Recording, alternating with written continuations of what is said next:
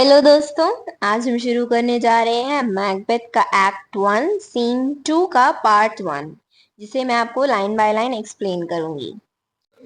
तो सीन की शुरुआत होती है a camp near forest alarm within enter King Duncan Malcolm Donalbain Lennox with attendants meeting a bleeding sergeant.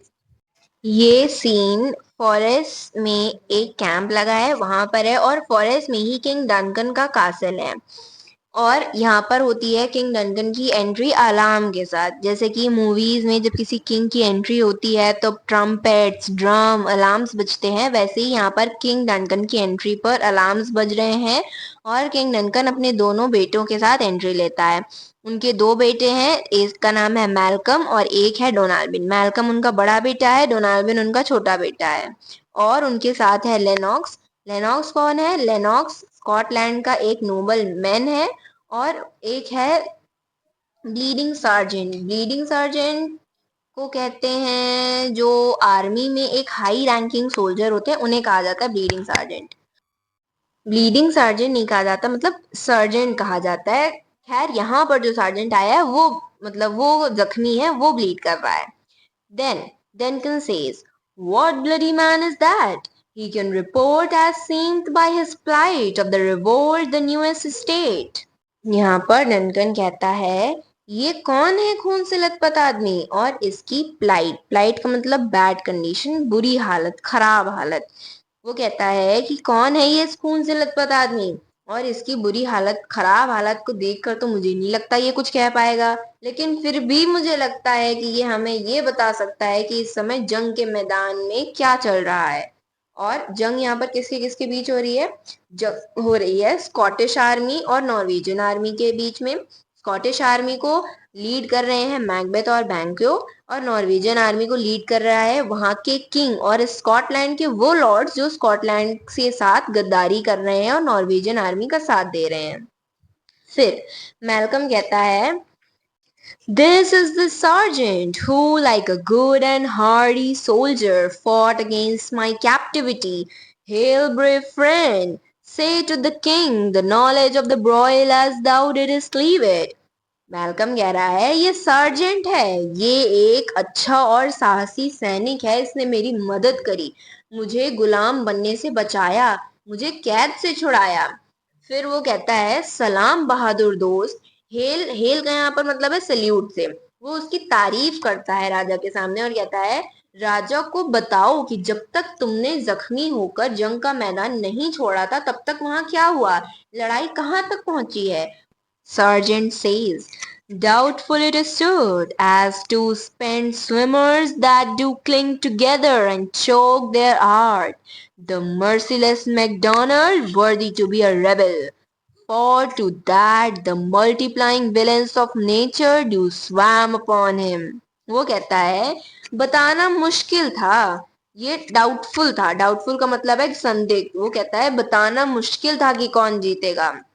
ऐसा लगता है जैसे टू स्पेंट स्विमर्स, दो थके हुए तैराक, यानी कि जो दो आर्मी है, स्कॉटिश आर्मी और नॉर्वेजियन आर्मी, वो थकी हुई हैं लेकिन फिर भी लड़ाई कर रही हैं। यहाँ पर इन दोनों आर्मी को स्विमर्स से कंपेयर कर रहा है सार्जेंट, एक एग्जाम्पल दे रहा है और कहता है जो स्कॉटिश और नॉर्वेजियन आर्मी है वो थकी हुई है मगर फिर भी एक दूसरे से लड़ रही हैं, एक दूसरे को जकड़े हुए हैं और सारा जोर लगा रही हैं जीतने के लिए, अपने देश को जिताने के लिए। और ऐसा लगता है वो अपनी पूरी आर्ट, यहाँ पर आर्ट का मतलब है ब्रेवरी से, लड़ाई की कला को खत्म कर देना चाहती हैं। मतलब कि जो सैनिक हैं, दोनों आर्मियों के जो सैनिक हैं वो अपना 100% दे रहे हैं ताकि वो अपने देश को जिता सकें, मगर वह निर्दयी मैकडोनल्ड रेबल बनने के ही लायक है। रेबल का मतलब होता है विद्रोही। वो कहता है उसी ने आपके खिलाफ विद्रोह किया है और उसके जैसी सोच रखने वाले लोग उसके साथ दे रहे हैं, उसके साथ मिल गए हैं और अब सब मिलकर विद्रोह कर रहे हैं। और यहाँ पर विलन्स से, विलन्स जो वर्ड है यहाँ पर विलन से मतलब है एविल्स से, मतलब गंदगी। वो कहता है इस जगह की, यहाँ की जितनी भी गंदी चीजें हैं, मतलब जितनी भी एविल्स हैं, वो सब मैकडोनल्ड की तरफ अट्रैक्ट हो गई हैं और उसके साथ मिल गई हैं। स्वैम अपॉन हिम मतलब इकट्ठा हो गई है, स्वैम का मतलब इकट्ठा हो गई है और मैकडोनल्ड के साथ होकर विद्रोह कर रही हैं।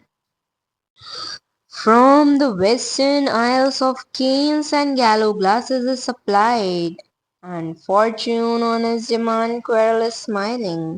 यहाँ पर वेस्टर्न आइल्स को हम आयरलैंड भी कह सकते हैं और केन्स होते हैं वो सिपाही, वो सैनिक जिनके पास हल्के हथियार होते हैं और वो पैदल चलते हैं, मतलब light armed foot soldiers of Ireland. ये केन्स होते हैं आयरलैंड के वो सिपाही जो पैदल चलते हैं और उनके पास हल्के हथियार होते हैं। और गैलो ग्लासेस कौन होते हैं? इन्हें हम मर्सी कैंट्स भी बोल सकते हैं, जो पैसों के लिए काम करते हैं। मतलब इन्हें कोई मतलब नहीं है कि आप किसकी तरफ से लड़ाई कर रहे हैं, बस इन्हें पैसे से मतलब है, आप इन्हें पैसे दो ये आपके लिए लड़ेंगे। और ये बहुत ही क्रूएल होते हैं और जनरली ये हमेशा घोड़ों पर चलते हैं और बहुत अच्छे घोड़सवार भी होते हैं।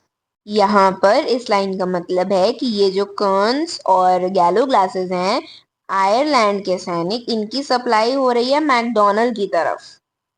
इसके बाद वो कहता है, but fortune on his demand quarrel smiling showed like a rebel swore, but all's too weak for brave Macbeth. Well, he deserved that name. और यहाँ पर फॉर्च्यून का मतलब है लक से, प्रॉस्पेरिटी से, भाग्य से। और इसमें और एक वर्ड है जिस जो है वोर, WHORE, इसका मतलब है प्रोस्टिट्यूट। इस लाइन का मतलब है जो लक, भाग्य है वो मैकडोनल्ड के साथ है और उसका यह काम है कि वो मैकडोनल्ड को जिताए, उसको प्लेजर दे। और वो एक जो लक है वो एक क्रूएल सी स्माइल दे रहा है और लग रहा है कि लक हमारे साथ नहीं है, वो सारा का सारा मैकडोनल्ड के साथ है, उसे फेवर कर रहा है। इसके बाद आता है बट मगर ये सब बहुत कमजोर है बहादुर मैकबेथ के लिए।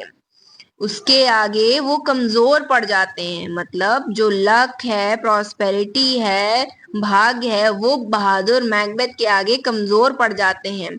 और वह इस नाम का हकदार है।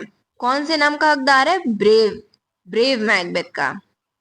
फिर सर्जन कहता है, designing fortune with his brandished steel, which smoked with bloody execution, like Valor's mine and craved out his passage till he faced the slave. इस लाइन का मतलब है कि मैकबेथ इन सब चीजों से डरा नहीं बल्कि भाग्य का मजाक उड़ा रहा है, भाग्य का तिरस्कार कर रहा है। और मैकबेथ की वो महान चमकती हुई खून से लथपथ तलवार लगातार दुश्मनों को काटती हुई हवा में लहराते हुए दुश्मनों का खात्मा कर रही थी और वह तब तक नहीं रुकी जब तक उसकी मुलाकात उस गद्दार मैकडोनल्ड से नहीं हो गई। और यहाँ पर मैकबेथ को वेलर्स माइनन से कंपेयर किया जा रहा है। वेलर्स माइनन का मतलब होता है ब्रेवरी से, एक ऐसा इंसान जो बहुत ही शूरवीर हो, बहुत बहादुर हो। और आप कह सकते हैं सर्वेंट ऑफ ब्रेवरी से, मतलब वेलर्स माइनन को सर्वेंट ऑफ ब्रेवरी भी कहा जा सकता है। और ऐसा उसने कब तक किया? जब तक उसकी उस गद्दार मैकडोनल्ड से मुलाकात नहीं हो गई। उसकी तलवार लगातार दुश्मनों का खात्मा कर रही थी और वो तब तक नहीं रुकी जब तक वो उस गद्दार मैकडोनल्ड से नहीं मिली। फिर सार्जेंट कहता है, which neither shook hands nor bade farewell to him till he unseamed him from the nave to the chaps and fixed his head upon our battlements. इस लाइन का मतलब है कि जैसे ही मैकबेथ मैकडोनल्ड से मिला ना उसने कोई हाय हेलो किया, डायरेक्ट उसको उसके सेंटर पार्ट से, मतलब पेट से तलवार घुसाकर उसको, मतलब उसके दो टुकड़े ही कर दिए समझो। और उसका जबड़ा फाड़ते हुए उसके दो टुकड़े कर दिए और इतनी खतरनाक मौत देने के बावजूद उसका मन नहीं भरा, तो उसने उसकी गर्दन काटकर अब हमारे कासल की सबसे ऊंची दीवार पर टांग दिया। यहाँ पर जो वर्ड बैटलमेंट्स है इसका ही मतलब है the walls of the castle, मतलब कैसल की जो सबसे ऊंची दीवार है उस पर टांग दिया। And if you want to know more about Macbeth's journey, stay with us. We dive deeper into the story in the next part. and like, share and subscribe to my YouTube channel to stay updated on my latest videos. Thank you.